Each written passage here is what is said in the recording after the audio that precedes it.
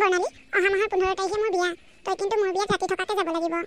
হয় নেকি ময়ূৰী? তোৰ বিয়া ডেটটো ঠিক হৈ গ'ল তাৰমানে? হ'ল। ভালেই হ'ল দে। তই যেনেকুৱা ল'ৰা বিচাৰিছিলি তেনেকুৱা ল'ৰাই পালি। মোৰ মনৰ আশাটো পূৰ হ'ল দে। মই দেখোন তোক আগতে কৈ থাকোঁ, মই এজন ভাল ধনী মানুহৰ ল'ৰাৰ লগত বিয়া হ'ম, যাৰ ধন টকা পইচা একোৱেই অভাৱ নাথাকিব, চবফালে গাড়ী ঘোঁৰা ভৰি থাকিব। জানো বৰ্ণালী, সি বহুত ডাঙৰ বিজনেছ কৰে। ঘৰটো দেখিলে একেবাৰে চকু চাপ মাৰি ধৰিব। সিহঁতৰ 3খন গাড়ী আছে। তেওঁ মোক ৰাণীৰ দৰে ৰাখিব।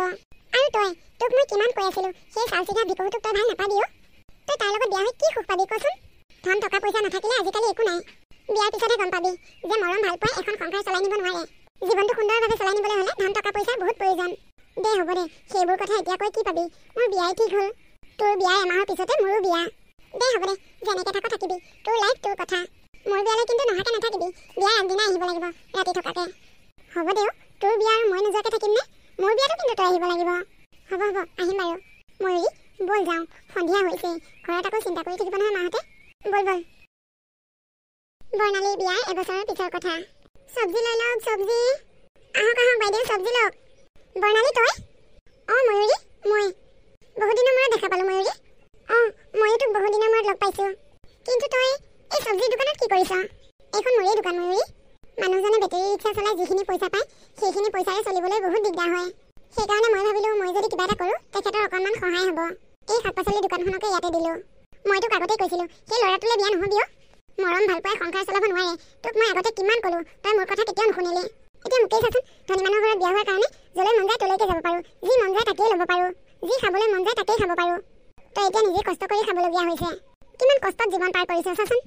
হ'ব দে ময়ূৰী, এনেকৈ কষ্ট কৰি খোৱাও এটা মজা আছে। ধন টকা পইচা নাথাকিলেও মানুহজনে মোক বহুত মৰম কৰে। তেওঁ মৰমৰ বাবে মই যিকোনো কাম কৰিব পাৰোঁ। তোক কিবা চব্জি লাগিব নেকি ময়ূৰী? নেলাগে দে, কালি মানুহজনে বজাৰ কৰি নিছেই।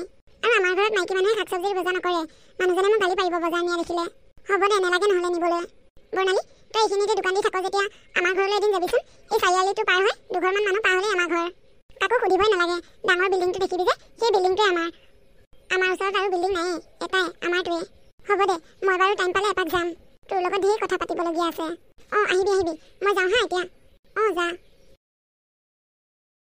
ঐ ছোৱালী হাৰামজাদি, পাকঘৰত সোমাই কি কৰি আছহি তই? আপোনাৰ নিচা বেছি হৈছে যে নেমু পানী এগিলাচ নিবলৈ আহিছিলোঁ। তই মোক নেমু পানী খুৱাই নিচা পতাবলৈ খুজিছ? তোক বিয়া পতাৰ পৰা মোৰ জীৱনটো ধ্বংস হৈ গ'ল, ছোৱালী হাৰামজাদি। ঐ, এই গিলাচটো যে পেলাই ভাগিলি, এই গিলাচটো কি তই বাপেৰৰ ঘৰৰ পৰা যৌতুকত আনিছিলি নেকি? এই গিলাচটোৰ দাম কিমান জান তই? বাপেৰৰ ঘৰত চাগে এনেকুৱা গিলাচ লাইয়ে পোৱা নাই। এই গিলাচটো মই মুম্বাইৰ পৰা আনিছিলোঁ। এটা গিলাচৰ দাম 1000 টকা। কুলক্ষণীজনী, এইজনী সোমোৱাৰ পৰা মোৰ জীৱনটোও ধ্বংস কৰিলে। এতিয়া ঘৰখনৰ বস্তুবোৰো ধ্বংস কৰিব লৈছে, এটা এটাকে ভাগি ছিগি। কি যে অলগদ্ধ ছোৱালী এজনী বিয়া পাতি আনিলোঁ নহয়, নিজৰ ওপৰতেই খং উঠে কেতিয়াবা। তোৰ কাৰণেই মই মদাহী হৈছোঁ, তোৰ কাৰণেই মই মদ খাই ঘূৰি ফুৰা হৈছোঁ আজিকালি। ৰাহুল, মই গিলাচটো পেলাওঁ বুলি পেলোৱা নাছিলোঁ, হাতৰ পৰা সৰি পৰিলে। তোৰ হাতত কি জোৰ নাই নেকি? হাতৰ পৰা সৰি পৰিলে? ভিক্ষাৰীৰ জাত চাল্লা, ভিক্ষাৰীৰ ঘৰৰ পৰা বিয়া পাতিবই নাপায়। কি যে পাল্লাত পৰি গ'লো নহয় মই। বৰ্ণালী, তই অহাৰ কাৰণে আজি বৰ ভাল লাগিছে। ময়ূৰী, তোক লগ পাই মোৰো বৰ ভাল লাগিছে। আগৰ দিনবোৰলৈ একেবাৰে মনত পৰি গৈছে। হয় দে, দুইজনীয়ে কম উৎপাতখন কৰি ফুৰোনে ন? হয় দেই, সেই দিনবোৰ আৰু কেতিয়াও ঘূৰি নাহে। খগেনহঁতৰ বাৰীৰ আমবোৰ কম চুৰ কৰি খালোনে দুইজনীয়ে? হয় দেই। আপুনি আহিলে? আহিলোঁ দিয়া। এইজনী মোৰ বান্ধৱী বৰ্ণালী। তুমিয়ে কথা পাতা। বৰ্ণালী, বচোন, মই তেওঁক কিবা কাপোৰ কানি লাগে নেকি দি থৈ আহোঁ। যা। হেৰি, আপুনি যে মোৰ বান্ধৱীজনীক মাত এষাৰ নিদিয়াকৈ ভিতৰলৈ এনেকৈ সোমাই আহিলে কিয়? আপোনাৰ বন্ধুবোৰ আহিলে মই তেনেকুৱা কৰোঁ নেকি? এইবিলাক কেনেকুৱা মানুহৰ লগত তুমি বান্ধৱী কৰিছা? তাইৰ কাপোৰৰ কোৱালিটি দেখিছানে নাই তুমি? ময়ূৰী, মই তোমাক এটা কথা কৈ দিছোঁ, কিন্তু নিজৰ ষ্টেণ্ডাৰ্ডটো মেইনটেইন কৰি চলিবা। আপুনি কিয় তেনেকৈ কৈছে? আমি দুজনী সৰুৰে পৰা বহুত ভাল বান্ধৱী। এইবিলাক মানুহৰ লগত তোমাৰ বন্ধুত্ব সম্পৰ্ক। তুমি মোৰ সা সন্মান চব শেষ কৰি পেলাইছা। সেইজনী চব্জি দোকানী, তাই বজাৰত চব্জি দোকান দিয়ে। মই তাইৰ পৰাই প্ৰায় বজাৰ আনি থাকোঁ। আজিৰ পৰা যাতে আমাৰ ঘৰলৈ নাহে, মই কৈ দিছোঁ কিন্তু তোমাক। হ'ব দিয়ক, নহ'লে আপুনি বেয়া পাইছে যেতিয়া আহিবলৈ নিদিওঁ। বৰ্ণালী, বৰ ডাঙৰ কথা এটা হ'ল, তই বেয়া নাপাবি। কি হ'ল ন? তোক ক'বলৈ মন যোৱা নাই, ইমান দিনৰ মূৰত তই আমাৰ ঘৰলৈ আহিছ। কিন্তু উপায় নাই বুজিছানে, মানুহজনৰ লগৰ এজনে হেনো আমাক আজি ভাত খাবলৈ মাতিছে। এতিয়া তোক ৰাখি থাকিবও নোৱাৰা হ'লোঁ। তেওঁ ওলাবলৈ কৈছে দেখোন মোক। সেইটো কথাত মই বেয়া পাম নে? যা ওলাগৈ যা। মই যাওঁ দে। শুনচোন ময়ূৰী, এইকেইদিনতে পাৰিলে তয়ো এপাক আমাৰ ঘৰলৈ যাবি। যাম দে। আজি ভালদৰে কথা পতা নহ'লে নহয়, মই এদিন যাম দে। মই এতিয়া আহোঁ দে। যা। কেইদিনমানৰ পিছৰ কথা। বৰ্ণালী, মই ৰিক্সাখন লৈ অকণমান ওলাই যাওঁ। এইকেইদিন গৰমৰ কাৰণে মানুহেই নাই। অলপ সময় চাম আৰু মানুহ নাপালে ঘৰলৈ গুচি আহিম। তুমি আজি শাক পাচলি দোকান লৈ যাব নালাগে দিয়া, ৰ'দটো বৰ কাঢ়া। একো নহয়, মই পাৰিম। গছৰ ছাঁতহে দোকান দি থাকোঁ, কিয় ইমান চিন্তা কৰিব লাগে? তোমাৰ কথা মই চিন্তা নকৰিলে কোনে চিন্তা কৰিব? নালাগে নালাগে দেই, যি কৈছো তাকে শুনিবা। ইমান ৰ'দত তুমি দোকান লৈ যাব নালাগে। বৰ্ণালীয়ে গিয়েকৰ লগত পাতি থকা কথাখিনি ময়ূৰীয়ে পিছফালৰ পৰা শুনি আছে। হ'ব হ'ব, আপুনি কৈছে যেতিয়া নাযাওঁ বাৰু। বৰ্ণালী, ময়ূৰী তই? হেৰি, এইজনী মোৰ বান্ধৱী ময়ূৰী। অঁ, আহকচোন আহক, ভিতৰলৈকে আহক। বাহিৰত বৰ ৰ'দ দিছে, ভিতৰতে বহিব আহক। ময়ূৰী, ভিতৰলৈকে আহ। হেৰি, আপুনি যাওক, আমি দুইজনী বান্ধৱী আজি বহুত কথা পাতিম। মই আজি অকণমান দেৰিকৈ যাম দিয়া। তোমালোক দুইজনী বান্ধৱী বহুত দিনৰ মূৰত লগ হৈছা, তোমালোকে কথা পাতা, মই চাহপানীৰ ব্যৱস্থা কৰোঁ। মই চাহখিনি কৰিব পাৰিম নহয়? নালাগে নালাগে, মই কৰিম। ইমান গৰমত তুমি চাহ কৰিব নালাগে। এই বুলি কৈ গোটেইকেইটা ভিতৰলৈকে সোমাই গ'ল। কেইদিনমানৰ পিছৰ কথা। বৰ্ণালী, ক'লৈ আহিছিলি তই? মানুহজনে আজি ৰাতিপুৱা একো খাই নাহিলে, তেওঁক টিফিনটো দিবলৈ আহিছিলোঁ। তই ক'ত আহিছিলি? মই বিউটি পাৰ্লাৰলৈ আহিছিলোঁ। মানুহজনে বজাৰ কৰি আছে, বজাৰ কৰি হ'লেই যামগৈ আৰু। মানুহজনে বজাৰ কৰি পিছত লাহে লাহে গৈ থাকিব, তই মোৰ লগতে যাব পাৰিবি আহ। আমাৰ এখেতে আকৌ গাড়ী লৈ আহিব নহয় মোক নিবলৈ। তহঁতৰ লগত নাযাওঁ দে, মানুহজনৰ বজাৰ কৰি হ'লে ঘৰলৈকে যাবগৈ ৰিক্সাখন লৈ। তেওঁৰ লগতেই যাম। অঁ হয় নেকি? হ'ব দে তেনেহ'লে, তই ৰচোন অকণমান মোৰ লগতে। মই এইখিনিতে তেওঁলৈ ফোন এটা কৰি লওঁ, অকলে অকলে ৰৈ থাকিবলৈ ভালো নালাগে যে। গিৰিয়েকৰ লগত কথা পাতোঁতে মোৰ ওচৰৰ পৰা আঁতৰি যাবলগীয়া হ'ল। হেল্ল', অঁ মোৰ বিউটি পাৰ্লাৰৰ কাম হ'ল, আপুনি আহক মোক লৈ যাওকহি। মোক কি তোমাৰ ড্ৰাইভাৰ বুলি ভাবিছা নেকি? মন গ'লেই লৈ যোৱাহি, মন গ'লেই থৈ আহাহি, কি কৈ থাকা? গাড়ী এখন ভাড়া কৰি লৈ গুচি আহা, মই নোৱাৰোঁ তোমাক আনিব যাব। অঁ ঠিক আছে, হ'ব দিয়ক নহ'লে। বৰ্ণালী, তেওঁ হেনো আহিব নোৱাৰিব, কিবা এটা কামৰ কাৰণে ক'ৰবালৈ গ'ল হেনো, ঘৰত নাই। মই গাড়ী এখনকে লৈ যাবগৈ লাগিব এতিয়া।